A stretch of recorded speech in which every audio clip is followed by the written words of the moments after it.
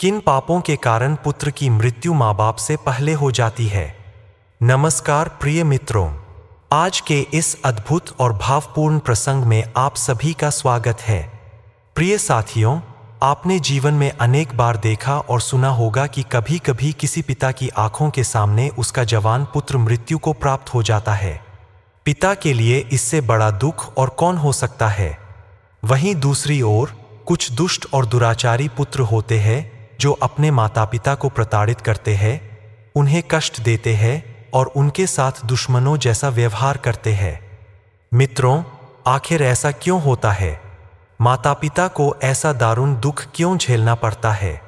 आइए जानते हैं एक अत्यंत ही अद्भुत और ज्ञान से भरी कथा के माध्यम से, जिसे स्वयं भगवान श्रीहरि विष्णु जी ने देवर्षि नारद को सुनाई थी। एक बार की बात है, देवर्षि नारद जी नारायण नारायण का जप करते हुए आकाश मार्ग से बैकुंठ लोक की ओर जा रहे थे। तभी मार्ग में पक्षीराज गरुड़ जी उनसे मिले और प्रणाम करके बोले, हे मुनि श्रेष्ठ, आप इतनी शीघ्रता से कहाँ जा रहे हैं?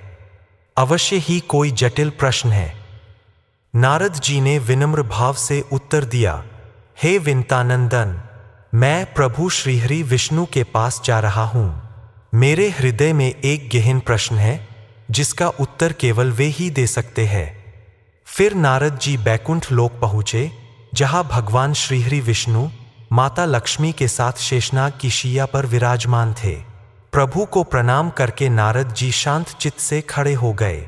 भगवान विष्णु मुस्कुराए और बोले, हे ब्रह्मानंदन, आज आप व्याकुल क्यों हैं? अवश्य ही कोई गंभीर प्रश्न है। नारद जी हाथ जोड़कर बोले, हे प्रभु, आज मैंने पृथ्वी लोक पर एक अत्यंत करुण दृश्य देखा।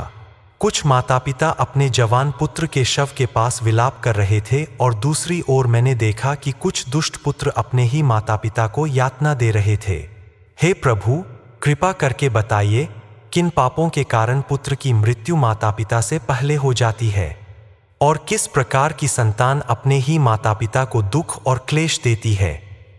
भगवान विष्णु ने रहस्यमय मुस्कान के साथ कहा, हे महामुनि, यह प्रश्न अत्यंत गंभीर और कल्याणकारी है।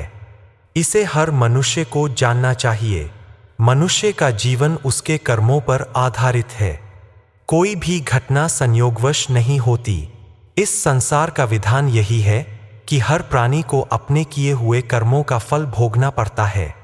कभी यह फल तुरंत मिलता है, कभी वर्षों बाद और कभी अगले जन्मों में। कर्म 3 प्रकार के होते हैं। पहला संचित कर्म, पिछले जन्मों का संग्रह। दूसरा प्रारब्ध कर्म, जो वर्तमान जीवन में भोगने ही पड़ते हैं। तीसरा क्रियामान कर्म, जो हम इस समय कर रहे हैं और भविष्य को करते हैं। इन्हीं के आधार पर मनुष्य का सुख दुख, जन्म मृत्यु तय होती है। फिर भगवान विष्णु ने कहा, हे नारद, मैं तुम्हें स्कंद पुराण में वर्णित एक अद्भुत कथा सुनाता हूँ। इससे तुम्हारे सारे प्रश्नों का समाधान होगा। प्राचीन काल में विश्वपुरी नगर में एक धनवान सेठ रहता था। उसकी पहली पत्नी से एक पुत्र हुआ, नाम था अगस्त। दुर्भाग्यवश कुछ ही वर्षों में उसकी पत्नी की मृत्यु हो गई। फिर सेठ ने दूसरा विवाह किया और दूसरी पत्नी से भी एक पुत्र हुआ, लेकिन संयोग से वह पत्नी भी मृत्यु को प्राप्त हो गई। अब सेठ दोनों बेटों को लेकर जीवन यापन करने लगा। समय बीता, बड़ा बेटा अगस्त जवान हुआ और उसका विवाह कर दिया गया। कुछ ही समय बाद सेठ गंभीर रूप से बीमार पड़ा और उसका देहांत हो गया। अब दोनों भाई साथ रहने लगे। बड़ा भाई अगस्त अपने छोटे सौतेले भाई से बहुत प्रेम करता था, परंतु एक दिन छोटा भाई बीमार पड़ गया। अगस्त ने उसका खूब इलाज कराया, धन खर्च किया, परंतु छोटा भाई ठीक नहीं हुआ। तभी अगस्त के मन में पापपूर्ण विचार आया, यदि यह छोटा भाई मर जाए तो इसकी संपत्ति पर भी मेरा अधिकार हो जाएगा। क्यों न इसे समाप्त कर दूं? पत्नी से बात की। पत्नी भी लालच में सहमत हो गई। दोनों ने योजना बनाई कि किसी वैद्य को धन देकर उसे विष पिलवाया जाए। अगस्त ने ऐसा ही किया। एक लालची वैद्य को 500 स्वर्ण मुद्राएं देकर समझा दिया। वैद्य ने इलाज के नाम पर छोटे भाई को जहर पिला दिया। कुछ ही समय बाद उसकी मृत्यु हो गई। सारे नगर को लगा कि छोटा भाई बीमारी से मर गया। नगरवासी बड़े भाई की सेवा देखकर उसे महान कहने लगे, परंतु किसी को पता नहीं चला कि यह हत्या थी। समय बीत गया। अगस्त का बेटा हुआ। उसे बड़ा लाड़ प्यार मिला। विवाह हुआ, परंतु विवाह के कुछ समय बाद वह युवक भी बीमार पड़ गया।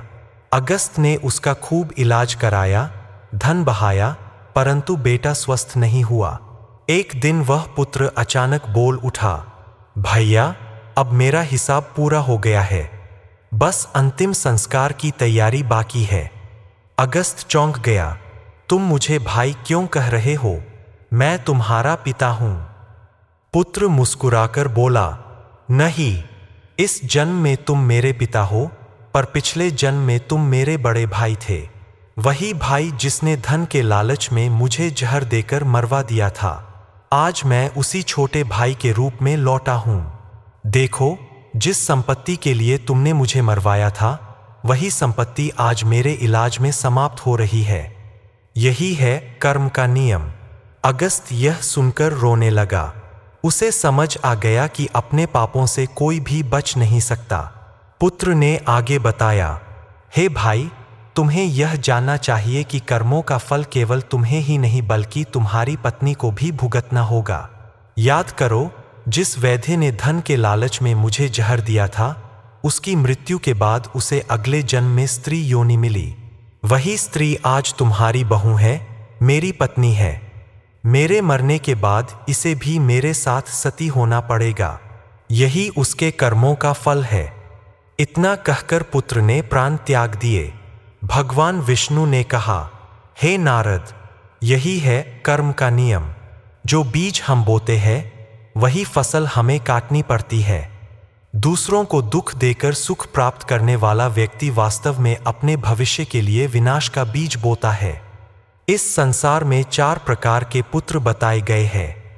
पहला ऋणानुबंध पुत्र, जो पिछले जन्मों के ऋण चुकाने आते हैं। दूसरा शत्रु पुत्र, जो बदला लेने आते हैं। तीसरा उदासीन पुत्र, जिन्हें माता पिता से कोई लगाव नहीं होता। चौथा सेवक पुत्र, जो पिछले जन्म के सत्कर्मों के कारण सेवा भाव से माता पिता की सेवा करते हैं। यदि किसी घर में ऋणानुबंध या शत्रु पुत्र जन्म ले तो उनकी मृत्यु माता पिता से पहले हो जाती है। और जो पुत्र पिछले जन्म का शत्रु होता है, वह माता पिता को हर प्रकार से दुख और यातना देता है। प्रिय मित्रों, यह संसार एक कर्मभूमि है।